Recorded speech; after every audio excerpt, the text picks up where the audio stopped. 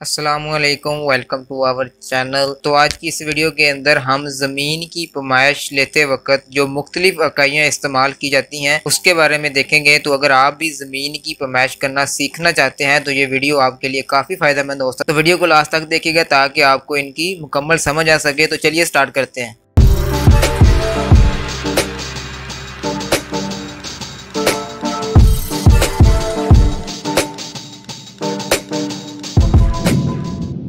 Welcome back जी। तो ज़मीन की पैमाइश करने से पहले हम यहाँ पे सबसे पहले जो है वो दो कंसेप्ट हैं, दो चीज़ें हैं वो समझ लेते हैं। तो सबसे पहले हम खेवड़ को समझते हैं कि हमारे पास खेवड़ क्या होता है। फ़र्ज़ करें कि आपके पास कोई भी ज़मीन का टुकड़ा है, जिस तरह कि आपको इस वक्त स्क्रीन के ऊपर नज़र आ रहा है। फ़र्ज़ करें ये हमारे पास ज़मीन का टुकड़ा है। तो खेवड़ क्या होता है जी कि किसी भी ज़मीन के टुकड़े को मुख्तलिफ ज्योमेट्री की शक्लों के अंदर तोड़ना, डिवाइड करना खेवड़ कहलाता है। यानी कि फ़र्ज़ करें कि हमारे पास ये वाला ज़मीन का टुकड़ा है, तो अगर हम इस वाले टुकड़े को तीन बुनियादी ज्योमेट्री की शक्लों में बदल लेते हैं तो ये हमारे पास खेवड़ कहलाएगा। जिस तरह कि आप स्क्रीन पे देख सकते हैं कि हमारे पास हमने इस ज़मीन के टुकड़े को तीन ज्योमेट्रिक शेप के अंदर जो है वो तब्दील कर लिया है।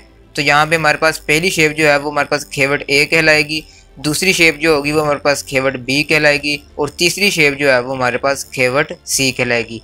तो इस तरह हमारे पास जो ज़मीन का टुकड़ा होता है, उस ज़मीन के टुकड़े को हम मुख्तलिफ ज्योमेट्रिक शेप के अंदर तोड़ लेते हैं और उस ज्योमेट्रिक शेप के हम नाम रख लेते हैं। जिस तरह कि यहाँ पे हमने एक का नाम खेवड़ ए रख दिया, दूसरे का नाम खेवड़ बी रख दिया और तीसरे का नाम हमने खेवड़ सी रख दिया। अब उससे अगला जो कंसेप्ट है हमारे पास खेवड़ के बाद, वो हमारे पास खसरा नंबर आ जाता है कि हमारे पास खसरा नंबर क्या होता है।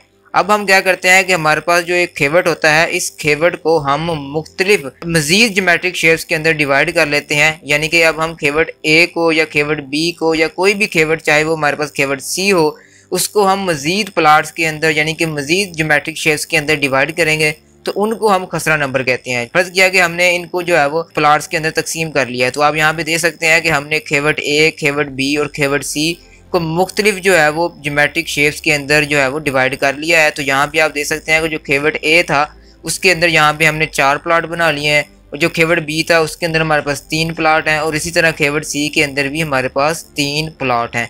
तो यहाँ पे हम इनको खसरा नंबर जो है वो कुछ इस हिसाब से दे देते हैं कि हमारे पास अगर खेवड़ नंबर ए था तो उसका जो खसरा नंबर 1 होगा वो उसका पहला प्लाट होगा और जो दूसरा प्लाट होगा वो हमारे पास खसरा नंबर 2 होगा और तीसरा प्लाट हमारे पास खसरा नंबर 3 और इसी तरह हमारे पास जितनी भी वहाँ पे शेप्स होंगी, जितने भी वहाँ पे प्लाट होंगे, उनको हम एक एक नंबर देते जाएंगे। अब हर एक खेवड़ के नंबर जो है वो मुख्तलिफ होते हैं, ठीक है। यानी कि अगर हम यहाँ पे बात करें तो आप देख सकते हैं कि खेवड़ ए के जो है वो खसरा नंबर 4 मुख्तलिफ होंगे, खेवड़ बी के जो है वो नंबर फिर वहाँ से 1 से स्टार्ट हो जाएंगे और खेवड़ सी के जो है वो नंबर फिर 1 से स्टार्ट हो जाएंगे। यानी कि अगर आप इस वाले किसी भी प्लाट की बात करते हैं, जिस तरह कि हमारे पास खसरा नंबर 3 का जो प्लाट है खेवड़ ए का, तो इसका जो एड्रेस बनेगा, जो पता बनेगा, जो हम फर्द के ऊपर देखेंगे तो उसमें बेसिकली ये लिखा होगा कि इसका खेवड़ ए है और इसका खसरा नंबर 3 है। इसी तरह अगर हम बी प्लाट की तरफ देखते हैं तो यहाँ पे जो खसरा नंबर 2 की तरफ इशारा किया गया है वो इस बात की निशानदेही कर रहा है कि इस प्लाट का जो खेवड़ है वो बी है और इसका खसरा नंबर 2 है। इसी तरह जो सी प्लाट है उसके अंदर जो खसरा नंबर 2 है वो खेवड़ सी का है, यानी कि इस प्लाट का खेवड़ नंबर सी होगा और इसका खसरा नंबर 2 होगा। तो इस तरह जो है वो हमारी फ़र्द के अंदर किसी भी ज़मीन का जो भी हम प्लाट खरीदते हैं, जो भी हम प्लाट लेते हैं, उसका जो है वो इसी तरह उसके जो खेवड़ नंबर और उसके जो खसरा नंबर हैं वो लिखे जाते हैं। उसके बाद हम देख लेते हैं जी कि फ़र्ज करें कि हमारे पास कोई भी ज़मीन का टुकड़ा है, हमने उसकी पैमाइश करनी है। तो आपने एक बात जो है वो ज़हन नशीन कर लेनी है कि ज़मीन की पैमाइश जो है वो हमेशा आपने फुट के अंदर करनी है, यानी कि फीट के अंदर करनी है। क्योंकि यहाँ पे मैं जितने भी आपको फार्मूले बताऊंगा ज़मीन की पैमाइश करने के लिए वो फुट के हिसाब से निकाले गए हैं। तो इसलिए आपने इस बात को यकीन दहानी कर लेनी है कि आपने जो भी पैमाइशें ली हैं वो आपकी फुट के अंदर होनी चाहिए, यानी फीट के अंदर होनी चाहिए। तो फ़र्ज करें कि हमारे पास जो है वो एक ज़मीन का टुकड़ा है, जिस तरह कि आप इस वक्त स्क्रीन के ऊपर देख सकते हैं। तो इस वाले ज़मीन के टुकड़े को हम एक मुरब्बा कहेंगे अगर इसके अंदर इस तरह 25 जो है वो एकड़ आ जाते हैं। तो इससे मुझे पता चलता है कि एक मुरब्बा जो है वो 25 एकड़ के बराबर होता है। इसी तरह हमारे पास आप देख सकते हैं कि इस तरह हमारे पास एक मुरब्बा था, उसको हमने मज़ीद 25 हिस्सों के अंदर तकसीम कर लिया है और ये 25 हिस्से जो हैं वो बराबर हैं। तो यहाँ पे इसके हमने नंबर भी दे दिए हैं। तो आप देख सकते हैं कि नंबर 1 से लेकर नंबर 25 तक जो है वो हमारे पास इसके अंदर एकड़ बन गए हैं। तो इस तरह आपने ये चीज़ याद रखनी है कि एक मुरब्बा जो है वो 25 एकड़ के बराबर होता है। क्योंकि ज़मीन की पैमाइश के लिए जो सबसे बड़ी इकाई इस्तेमाल की जाती है वो हमारे पास मरबा है। उसके बाद जो छोटी इकाई होती है वो हमारे पास एकड़ होती है। तो इसलिए एक मरबा जो है वो हमारे पास 25 एकड़ के बराबर होता है, ये बात आपने याद रखनी है। उसके बाद हमारे पास एक एकड़ जो है वो मज़ीद 8 कनाल के इक्वल होता है। यानी कि अगर हमारे पास देखा जाए तो मरबा सबसे बड़ी इकाई होगी, उससे छोटी इकाई हमारे पास एकड़ आ गई और उससे छोटी इकाई हमारे पास कनाल आ गई। तो एक एकड़ के अंदर कितनी कनालें होती हैं जी? हमारे पास 8 कनालें होती हैं। जिस तरह कि आप यहाँ पे शक्ल में भी देख सकते हैं कि हमारे पास वही ज़मीन का जो टुकड़ा था जिसको हमने 1 एकड़ कहा था, उसको हम हमने मज़ीद 8 जो है वो छोटे हिस्सों के अंदर तकसीम कर दिया है। तो ये 8 जो हिस्से हैं ये बेसिकली यहाँ पे उसके कनाल कहलाएंगे। तो 1 एकड़ जो है वो आपने याद रखना है 8 कनाल के बराबर होता है। अब कनाल से जो छोटा यूनिट है वो हमारे पास मरले आ जाता है।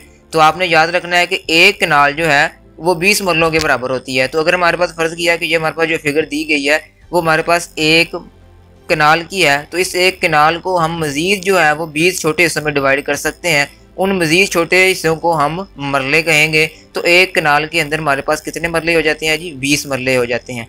अब मरलों से आगे जो छोटी इकाई है वो हमारे पास सरसई आ जाता है। तो एक मरला जो है, फ़र्ज़ करें कि हमारे पास ये जो फिगर दी गई है वो हमारे पास एक मरला है। तो अगर हम एक मरले को 9 मज़ीद छोटे हिस्सों में तकसीम कर लेते हैं तो वो हमारे पास उसकी सरसाई बन जाता है। यानी कि मरले से जो छोटा यूनिट है, यहाँ पे जो छोटी इकाई है वो सरसाई होती है।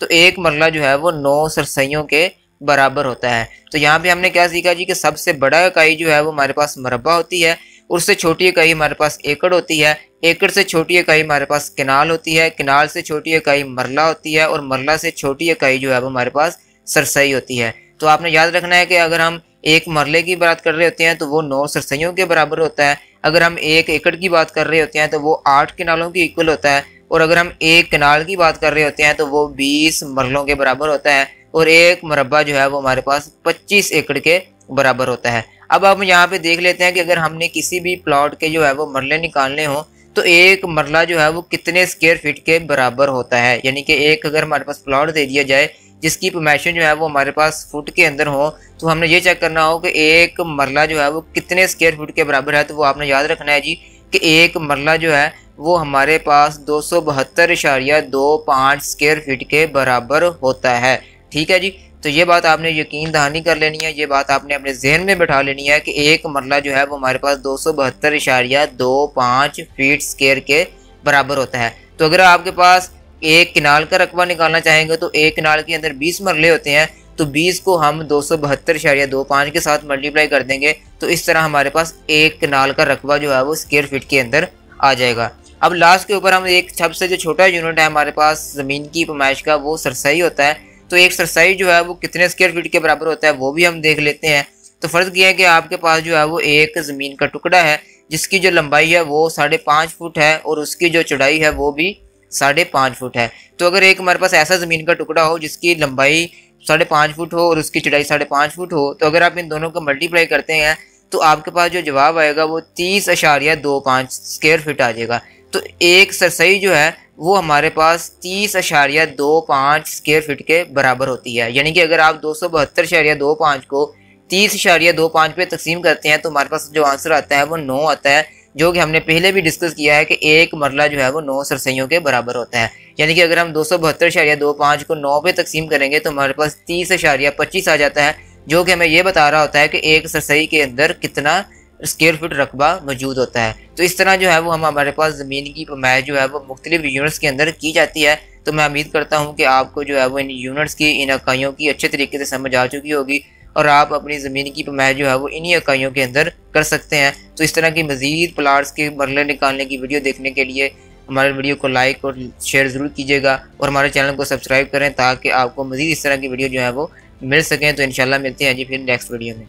तो लास्ट में आपसे एक ही रिक्वेस्ट है कि आपने हमारे चैनल को सब्सक्राइब कर देना है और हमारी इस वीडियो को लाइक और शेयर भी कर देना है ताकि मज़ीद इस तरह की वीडियो जो है वो आपको मिल सकें। और साथ में आपने बेल आइकन जो है वो भी प्रेस कर देना है ताकि जब भी कोई नई वीडियो में डालूँ तो आपको उसका नोटिफिकेशन आ जाए।